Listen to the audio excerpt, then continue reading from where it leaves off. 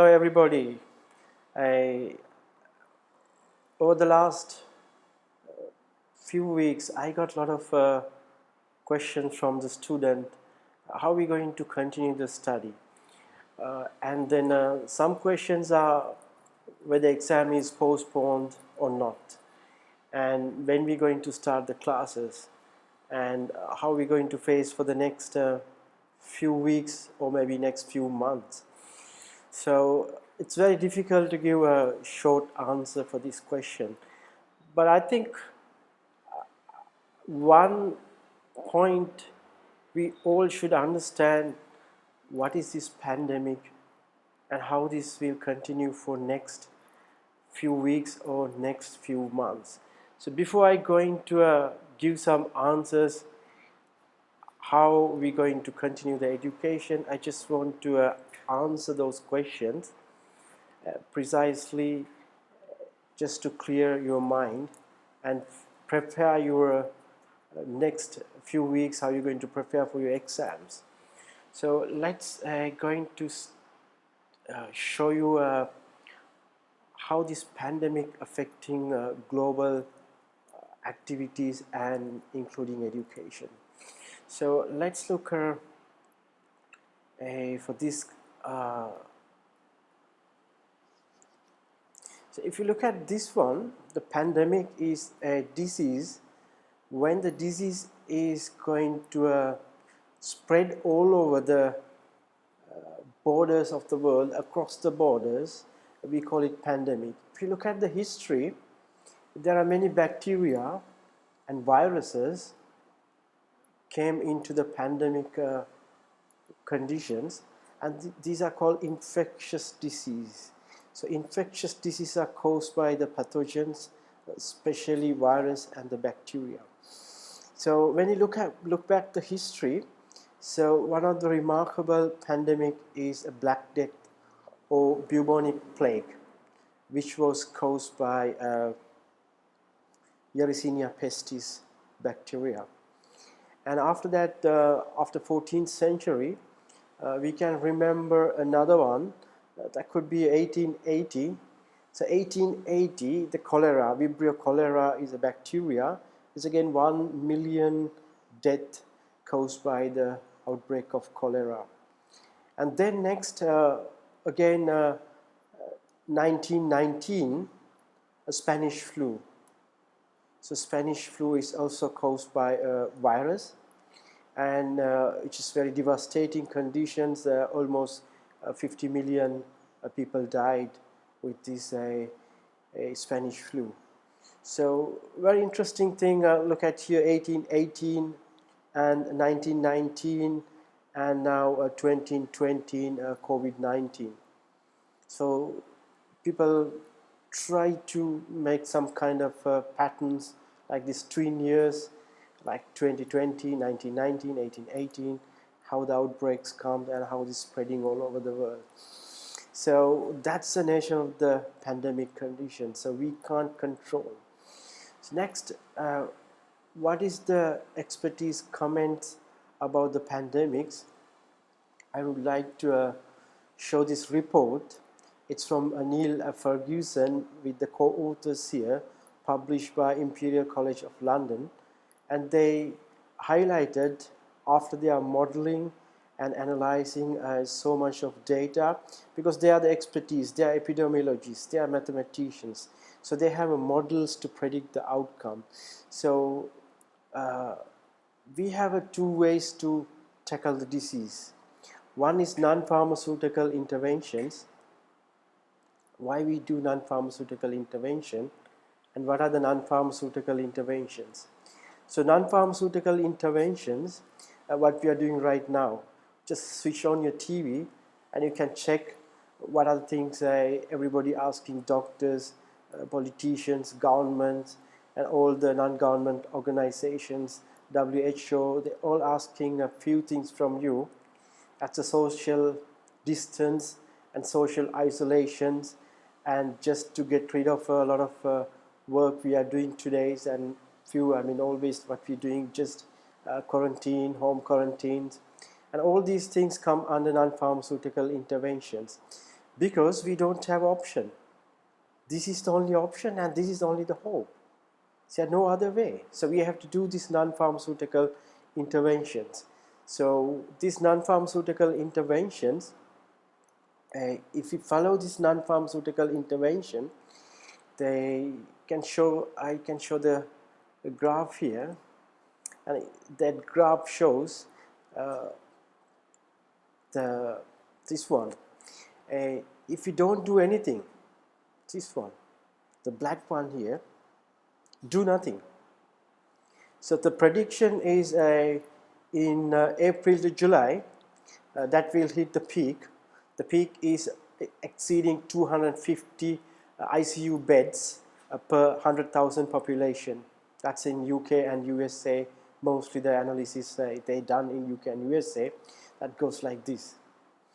And if we do best of the non-pharmaceutical interventions, that's a home quarantine, and then social distance, isolation, the hand sanitization, the hygiene, everything.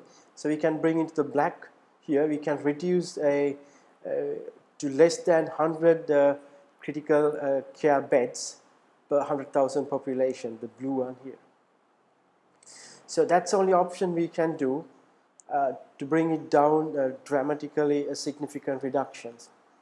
So what's next? The next is the hope of the medicines. So what's the hope of the medicines? The vaccines and some antiviral drugs. So if they come within next 12 to 18 months, then we can stop the disease. So next 12 to 18 months, the vaccines and antiviral treatments, we have hopes that will come into the effect. So the vaccines, they already now started the phase 1 clinical trials. That Moderna is the company. They already tested and entered the volunteers into the phase 1 clinical trials. And many companies, including 35 institutions, academic centers, and the companies, they are working together to develop new vaccines. As well as new antiviral drugs.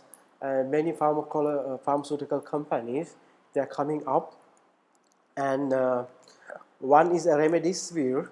It's Gilead is a company. So they already started their clinical trials. And then Roche, a Swiss pharmaceutical company, and they also started the Actemra. Actemra is now in the phase 3 clinical trials. Phase 3 clinical trials, it's a double-blind, randomized, placebo clinical trials. They are going on. So we have to keep hopes.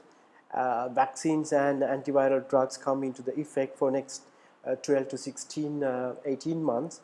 We have to do these non-pharmaceutical interventions. And that shocking story is that if it goes like this, the authors predicted in UK 510,000 deaths, and then over 2.2 million deaths in USA could be expected.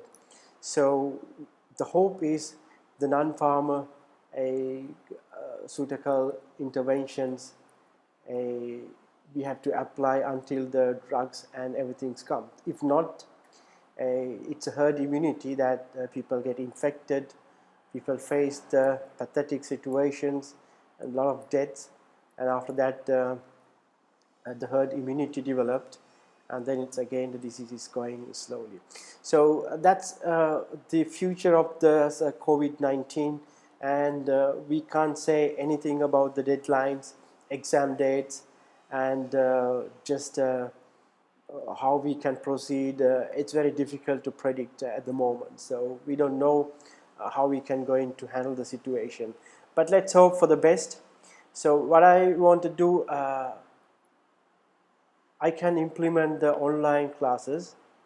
So how online classes work, it's best to fight the COVID-19. You can stay at home, stay safe. I stay at my place, and then we can do minimal contact with the society and just stay at home, and then we prepare our things and prepare for the next event. That means everything will be over one day, and then again we back to our normal life and they start our studies. So how it works, I'm going to do these classes for next, starting from next week. All classes are online, and I'm going to use Skype. How it works, you can see the screen on your laptop or maybe a computer. I prefer to have a laptop or computer, if not your tab or mobile, but tab and mobile may be too small. It's still no option, you can use it. And you can see here, it's me here, and then that's a conference call. A classroom will be here, like the other student you can see. And if you don't want to show your face here, you can just switch off the camera and we don't see each other. It's fine here. Like only thing is, if you are close with each other, you can't talk like in a normal class. You can't make some funny things in the class, because when you talk, just we can everybody hear. It's fine. I mean, just for the education purpose, not to have fun at the moment. So how it works now, I will just show you. That's a paper. Let's say we have a paper here, and this paper you can see, and you can do at home the paper, and you can come to the class, the online class. And when I have the paper, I have two boards. One is whiteboard here, and the other one can write here, that you can see as usual, and the other one is the blackboard here. So it's a blackboard here. That's a blackboard. So we have blackboard and whiteboard. I can write in this blackboard and whiteboard, and the paper is here. And you can also, another feature is that this screen, I'm sharing the screen with this one, and this screen with the link, you can also I can also sharing with you, that both of you can write here. You can write here and I can write here. If you have a question, you can explain your question by writing here. Everybody can see, and then you can add on to that one. This board is also available online at the same time, and you can use it. Right, so I have at least 1, 2, 3, 4, 5, 6 screens. So I can share the 6 screens at the same time, and we have so much of resources to discuss papers. So all classes now, paper discussion go like this way for next couple of weeks until end of the exam perhaps, and let's see how it works. I hope you will enjoy the online classes from next week onward. So thank you very much.